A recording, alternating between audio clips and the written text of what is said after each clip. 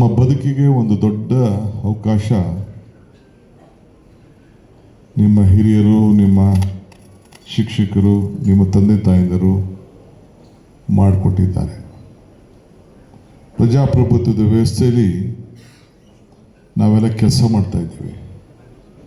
ಶಾಸಕಾಂಗ, ಕಾರ್ಯಾಂಗ, ನ್ಯಾಯಾಂಗ, ಪತ್ರಿಕಾರಂಗ.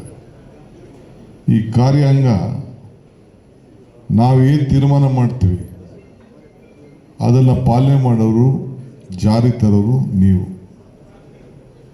ನೀವು ನಾವೇನಾದ್ರು ತಪ್ಪು ಮಾಡಿದ್ರೆ ಸಿದ್ದವರು ವಿಧಾನಸೌಧದ ಎದುರುಗಡೆ ಇಡೀ ದೇಶದಲ್ಲಿ ಪ್ರಜಾಪ್ರಭುತ್ವದ ವ್ಯವಸ್ಥೆಯಲ್ಲಿ ನ್ಯಾಯಾಂಗ, ಶಾಸಕಾಂಗವನ್ನು, ಕಾರ್ಯಾಂಗವನ್ನು ನೋಡ್ತಾ ಇರೋದು ಇದೇ ಜಾಗದಲ್ಲಿ, ಕರ್ನಾಟಕದಲ್ಲಿ ಮಾತ್ರ.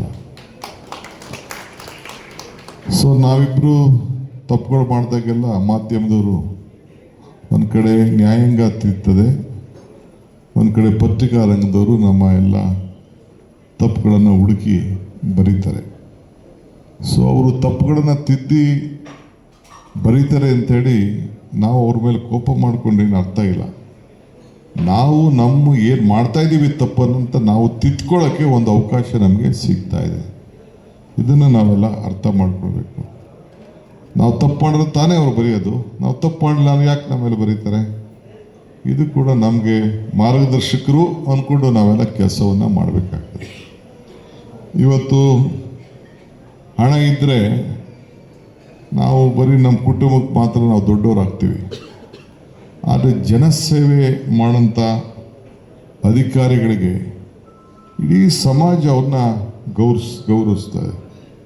ಈಗ ತಾನೇ ಒಬ್ಬ ನೌಕರು ನೆನೆಸ್ಕೊಳ್ತಾ ಇದ್ದ, ಹಿಂದೆ ನನಗೆ ಯಾರಾದ್ರು ಸಹಾಯ ಮಾಡೋದು ಅಂತೇಳಿ. ನಾವು ದೇವಸ್ಥಾನಕ್ಕೆ ಹೋಗ್ತೀವಿ. ಎಂತಕ್ಕೆ ಹೋಗ್ತೀವಿ ದೇವಸ್ಥಾನಕ್ಕೆ? ಏನಾದರೂ ನಮ್ಗೆ ಒಳ್ಳೇದಾಗಬೇಕು, ನಮ್ಮ ಮಕ್ಳಿಗೆ ಒಳ್ಳೇದಾಗಬೇಕು, ವಿದ್ಯಾಭ್ಯಾಸ ಆಗಬೇಕು, ನೌಕರಿ ಸಿಗಬೇಕು, ನೆಮ್ಮದಿ ಸಿಗಬೇಕು ಅಂತ ಹೋಗ್ತೀವಿ. ಅಲ್ಲಿ ಮಧ್ಯದಲ್ಲಿ ಒಬ್ಬ ಪೂಜಾರಿ ಇರ್ತಾನೆ. ಅರ್ಚಕಸ್ಯ ಪ್ರಭಾವೇನ ಶಿಲಾದ್ಭವತಿ ಶಂಕರ. ಅರ್ಚಕನ ಪ್ರಭಾವದಿಂದ ಶಿಲೆಯಲ್ಲೂ ಶಂಕರ ಕಾಣಬಹುದಂತೆ. ಹಂಗೆ ಸರ್ಕಾರ ನೌಕರತ್ವಕ್ಕೆ ಏತಕ್ಕೆ ಬರ್ತಾರೆ? ಎಲ್ಲರೂ ಕೂಡ ಏನೋ ತೊಂದರೆ ಇರೋದಕ್ಕೆ ಮಾತ್ರ ಬರ್ತಾರೆ. ಏನು ಸಮಸ್ಯೆ ಇಲ್ಲ ಆದಾಗ ಅದಕ್ಕೆ ಪಾಸ್ ಹಾಕೊಂಡು ಹೋಗ್ತಾ ಇರ್ತದೆ ಕೆಲಸ. ಸೊ ಆಗ ಸಂದರ್ಭದಲ್ಲಿ ನಾನು ನೋಡಿದ್ದೇನೆ ಅನೇಕ ನನ್ನ 36-37 ವರ್ಷದ ಅನುಭವದಲ್ಲಿ, ರಾಜಕಾರಣದ ಅನುಭವದಲ್ಲಿ, ಕೆಲವರು ಬರೀ ಕೊಕ್ಕೆ ಹಾಕೋದೇ ಕೆಲಸ, ತಿರುಗಿಸೋದೇ ಕೆಲಸ. ಆಗದೆ ಓದು ಪರಿಶೀಲನೆ ಮಾಡ್ತೀನಿ, ತಿರ್ಗಿ ಅದಕ್ಕೆ ಓದು ಪೇಪರ್ ತಗೋಬ, ಇದಕ್ಕೊಂದೆಲ್ಲ ಗೊತ್ತಿರ್ತದೆ ಅವ್ರ ಕೈಲಿ ಆಗ್ತದೆ ಅಂತ. ಅದು ಕೂಡ ಅವ್ನಿಗೆ ಏನಾದ್ರು ಮಾಡಿ ತಿರುಗಿಸ್ಬೇಕು, ಬರಬೇಕು, ಅವ್ನು ಮಾತಾಡಬೇಕು, ಅವ್ನು ಸಲಹೆ ಮಾಡಬೇಕು, ಕಳ್ಳೆಕಾಯಿ ತಂದುಬೇಕು, ಬಿಸ್ಕೆಟ್ ತಂದು ಕೊಡಬೇಕು, ಹಣ್ಣು ತಂದು ಕೊಡಬೇಕು, ಕೋಳಿ ತಂದು ಕೊಡಬೇಕು. ಇವೆಲ್ಲ ಹಿಂದೆ ಎಲ್ಲ ನಾವೆಲ್ಲ ಹಳ್ಳಿಗಳೆಲ್ಲ ನಾವು ನೋಡಿದ್ದೇವೆ. ಸೊ ಹಂಗೆ ಅದಕ್ಕೆ ಅವಕಾಶ ಸಿಗಬಾರ್ದು. ನೀವು ಯಾವತ್ತೂ ಕೂಡ ಪಾಸಿಟಿವ್ ಇರಬೇಕು. ಈಗ ಗೌರ್ಮೆಂಟು ನೀವೆಷ್ಟು 12.5 ಲಕ್ಷ ಜನ ನೀವಿದ್ದೀರಿ ನಮ್ಮ ರಾಜ್ಯದಲ್ಲಿ. ಎಲ್ಲರಿಗೂ ನಿಮ್ಗೆ ಸಿಕ್ಕಿರೋ ಭಾಗ್ಯ ಸಿಕ್ಕಿಲ್ಲ, ಎಲ್ಲರಿಗೂ ನಿಮ್ಗೆ ಸಿಕ್ಕಿರೋಂಥ ಅವಕಾಶ ಸಿಕ್ಕಿಲ್ಲ. ಎಲ್ಲ ಬೇಕಾದಷ್ಟು ಜನ ಎಷ್ಟೋ ಪ್ರಯತ್ನ, ಒಂದೊಂದು ಪೋಸ್ಟ್, ಒಂದು 50 ಪೋಸ್ಟ್, 100 ಪೋಸ್ಟ್ ಕರೆದ್ರೆ ಲಕ್ಷಾಂತರ ಜನ ಆಗ್ತಾರೆ. ಅಂಥದ್ರಲ್ಲಿ ತಾವೆಲ್ಲ ಭಾಳ ಅದೃಷ್ಟವಂತರು. ಸೊ ಅದರಿಂದ ನಾನು ನಿಮ್ಮ ನೌಕರೊಬ್ಬರು ಹೇಳ್ದಂಗೆ ನಾನು AC ಆಗಿದ್ದೀನಿ, ನನಗಿಂತ ಪೋಸ್ಟು ಶಾಲಿನಿ ರಜೆ ಕೊಟ್ಟರು ಅಂದಾಗ ನನಗೂ ಅದೇ ನೆನಪು. ಪುಟ್ಟರಂಗಪ್ಪ DC ಆಗಿದ್ದು, ನಮ್ಮ ರೂರಲ್ ಡಿಸ್ಟ್ರಿಕ್ಟ್ DC ಆಗಿದ್ದು. ನಾನು ಚಿತ್ರಮಂದಿರ ಲೈಸೆನ್ಸ್ಗೆ ಹೋಗಿದ್ದೆ. ಅವತ್ತು ಇಂದಿರಾ ಗಾಂಧಿ ಅವರು ಸತ್ತೋದ್ರು, ಇನ್ನೇನು ಡಿಕ್ಲೇರ್ ಆಗಿರಲಿಲ್ಲ. ನಾನು ಅವ್ರು ಭೇಟಿ ಮಾಡೋಕ್ಕೆ ಹೋದೆ. ದೊಡ್ಡ ಗಲಾಟೆ ನಡೀತಾಯಿತ್ತು ಸಾಯಂಕಾಲ, ಅಷ್ಟೊತ್ತಿಗೆಲ್ಲ ದೊಡ್ಡ ನಡೀತಾಯಿದ್ದು.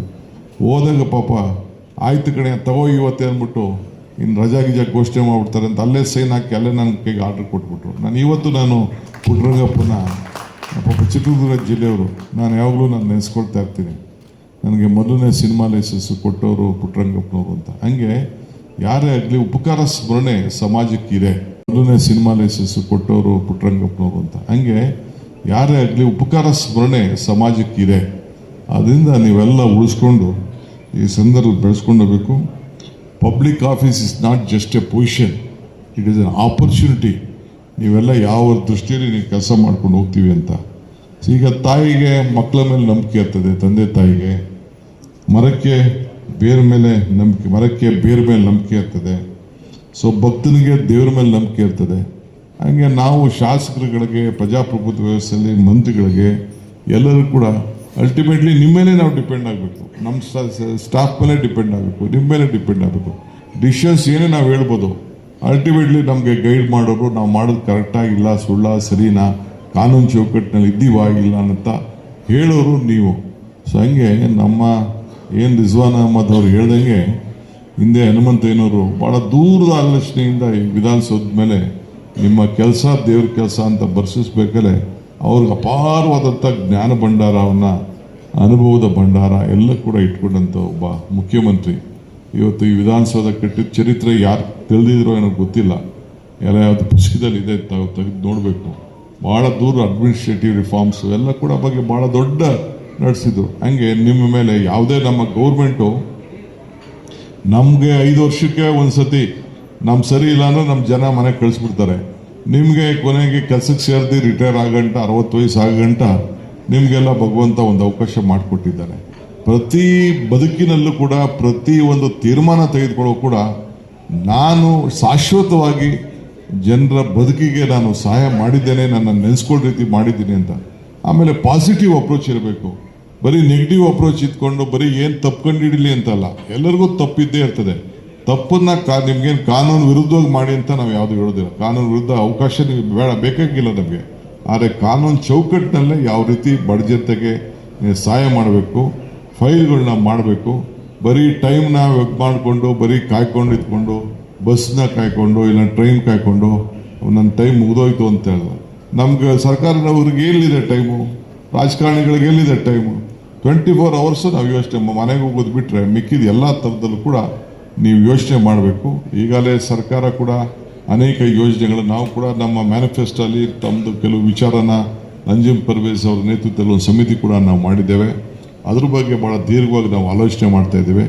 ಸೊ ಇಷ್ಟು ಹೇಳಿ ನಾನು ಹೆಚ್ಚಿಗೆ ಇನ್ನು ಬೇರೆ ಸಂದರ್ಭದಲ್ಲಿ ಮಾತಾಡ್ತೇನೆ. ಎಲ್ಲ ಹೊಸ ಸದಾಕ್ಷಿಯವರು ಮತ್ತೆ 2ನೇ ಬಾರಿಗೆ ಅವರು ಆಯ್ಕೆಯಾಗಿದ್ದಾರೆ. ಅವರು ಕೂಡ ಸೇವೆ ಮಾಡ್ತಾ ಇದ್ದಾರೆ. ಸರ್ಕಾರ ಅವ್ರ ಜೊತೆ ಸಂಪೂರ್ಣವಾಗಿ ಅವರ ಜೊತೆ ಇರ್ತದೆ ಅನ್ನೋ ಮಾತನ್ನು ಈ ಸಂದರ್ಭದಲ್ಲಿ ಅವರು ಕೂಡ ಸರ್ಕಾರ ಜೊತೆಲಿ ಯಾವ ಕೂಡ ಇರ್ತದೆ. ಆಮೇಲೆ ಒಳ್ಳೆ ಟೀಮ್ ಇದೆ. ನಮ್ಮ IAS ಆಫೀಸರ್ಸು ಬ್ಯೂರೋಕ್ರಸಿ ಕೂಡ ತಂದೆ ಆದಂಥ ಒಂದು ಒಳ್ಳೆ ಕೆಲಸಗಳನ್ನು ಅವರು ಕೂಡ ಮಾಡ್ತಾ ಇದ್ದಾರೆ. ನೀವು ಅವರೆಲ್ಲ ಸೇರಿ ಒಟ್ಟಿಗೆ ಕೆಲಸ ಸೇರಿ ನಮ್ಮ ಸರ್ಕಾರಕ್ಕೆ ಒಳ್ಳೆ ಕೆಲಸ ಮಾಡಬೇಕು. ಇವತ್ತು ಬೆಲೆ ಏರಿಕೆ ಜಾಸ್ತಿ ಆಗೋಯ್ತು, ಯಾರೂ ತಡ್ಕೊಳಕ್ಕಾಗ್ತಾಯಿಲ್ಲ ಅಂತ ಎಷ್ಟು ಅವಕಾಶ ಇದೆ. ನಮ್ಮಲ್ಲಿ ಬೇಕಾದಷ್ಟು ಚರ್ಚೆ ಇದೆ. ಗೌರ್ಮೆಂಟ್ ಆಫೀಸಾಗೆಲ್ಲ ನೀವು ಯಾಕೆ ಫ್ರೀ ಬಸ್ ಕೊಡ್ತಾ ಇದ್ದೀರಾ, ಯಾಕೆ 200 ಯೂನಿಟ್ವರೆಗೂ ಕರೆಂಟ್ ಕೊಡ್ತಾ ಇದ್ದೀರಾ ಅಂತೇಳಿ ಬೇಕಾದಷ್ಟು ನಮ್ಮಲ್ಲೆಲ್ಲ ಚರ್ಚೆ ಇದೆ.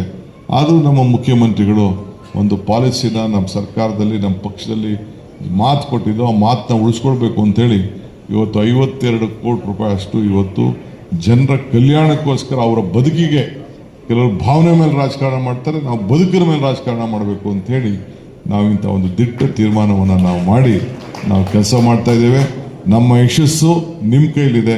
ನಿಮ್ಮ ಬದುಕಿಗೆ, ನಿಮ್ಮ ಯಶಸ್ಸಿಗೆ ಈ ಸರ್ಕಾರ, ಸಿದ್ದರಾಮಯ್ಯನವರ ಸರ್ಕಾರ, ಕಾಂಗ್ರೆಸ್ ಸರ್ಕಾರ ಯಾವಾಗಲೂ ಕೂಡ ನಿಮ್ಮ ಜೊತೆಲಿ ಇರ್ತದೆ ಅಂಥೇಳಿ ನಮ್ಮದು ನಿಮ್ಮಿಬ್ಬರು ಸಂಬಂಧ ಭಕ್ತಂಗೂ ಭಗವಂತಂಗಿರೋಂಥ ಸಂಬಂಧ ಇಟ್ಕೊಂಡು ನಾವೆಲ್ಲ ಕೆಲಸ ಮಾಡೋಣ ಅಂತ ಹೇಳಿ ನನ್ನ ಮಾತು ಮುಗಿಸ್ತೇನೆ. ಎಲ್ಲರಿಗೂ ನಮಸ್ಕಾರ.